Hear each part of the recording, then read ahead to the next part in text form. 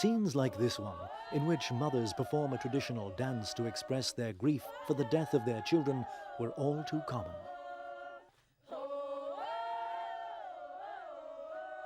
Diseases of all kinds, but above all malaria and sleeping sickness, were decimating the population. The infant mortality rate had reached 90%. The Bangwa people couldn't stand idle in the face of such disaster.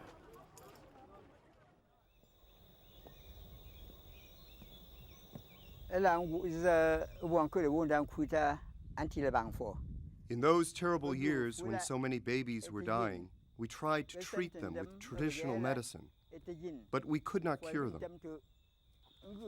We then went into the sacred forest to pray and implored God to help us, but this didn't solve the problem either. So the Fan, our king, asked the Christians among our tribe to pray to their God for help.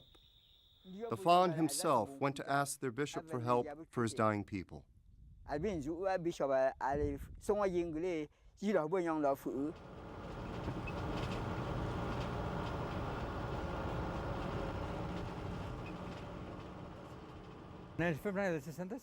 we arrived in Fontem one evening in February 1966, and our first home was this one here. In spite of the external difficulties and in spite of the long distance from any town, in spite of all this, each of us felt very, very happy, which came, I think, from the fact that we were beginning a new adventure with Jesus in our midst here in Africa. We felt such joy, such fullness.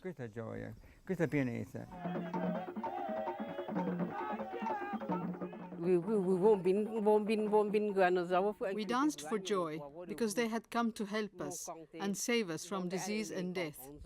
We danced all night long. They arrived late in the evening, and the next morning they were already at work. They wasted no time in getting started. First in Forju's house, and they continued to this day. People needing medical attention came in large numbers, and the hut, which served as a dispensary, soon reached its bursting point.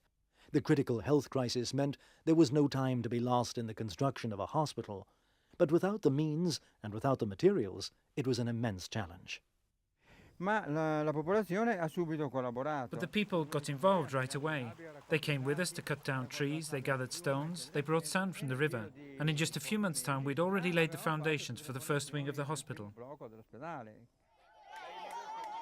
Chiara visited Fontem for the first time, and all the people, led by the Fon and his chiefs, came to meet her and to celebrate.